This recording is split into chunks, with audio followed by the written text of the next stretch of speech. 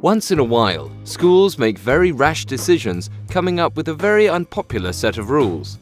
You may forget all those after you see the following bizarre rules commonly observed in Japanese schools.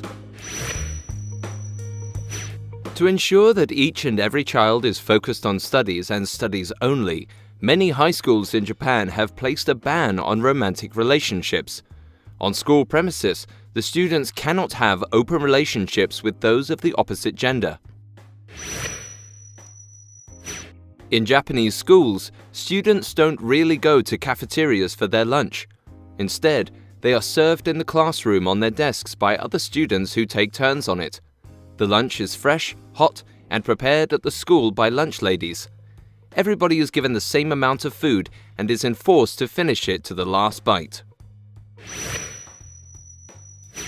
The Japanese students do not get the same summer vacation as most Western schools. They have only 5 weeks in duration right in the middle of the school year, and even during that time, most teachers and students still show up to class to conduct various club activities. Moreover, the elementary students are also handed a quite large homework package that might consume most of their so-called break anyway. In Japanese schools, the idea of a janitor is far-fetched. The school is regularly tidied up by the students and teachers themselves. This includes mopping, dusting, cleaning the erasers, and also scrubbing the toilets. This ensures that students learn the value of cleanliness and do not litter because later they would have to clean it up themselves. Japan saw only one-day weekends up until the year 1992. After that, the government realized that the policy should be relaxed a bit and people should be given time to de-stress on Saturday and Sunday. Nevertheless, many elementary and junior high schools ignored this policy and they still offer classes on Saturdays. Japanese culture is enriched with many high-context traditions. This includes the most important act of greeting. Before every class and after every lecture, the students get on their feet, greet the teacher and bow down to them. It is very respectable and necessary for students to greet the teachers because if they don't, the teacher may get offended. During our teenage years, we tend to experiment with a lot of different hairstyles and which one suits our personalities.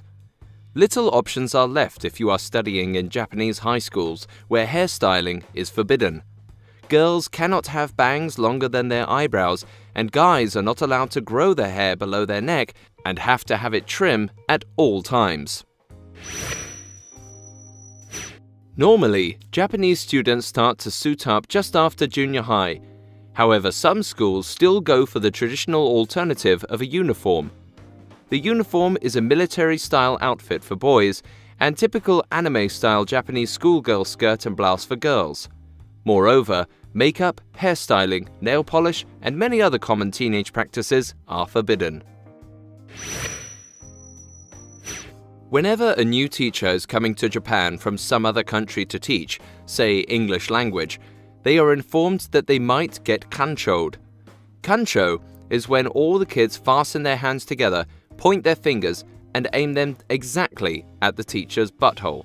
This is a popular prank among kindergarten and elementary students.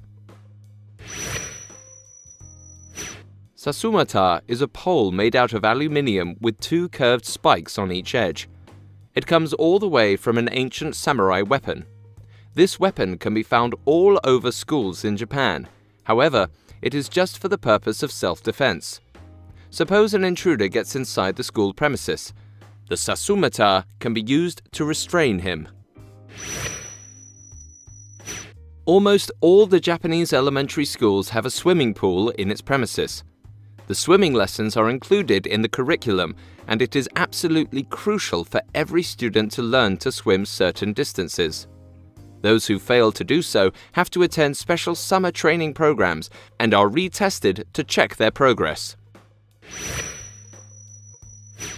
While in American schools, one could not imagine leaving 30-plus teenagers in a classroom without supervision, in Japanese schools there is rarely a concept of a substitute teacher.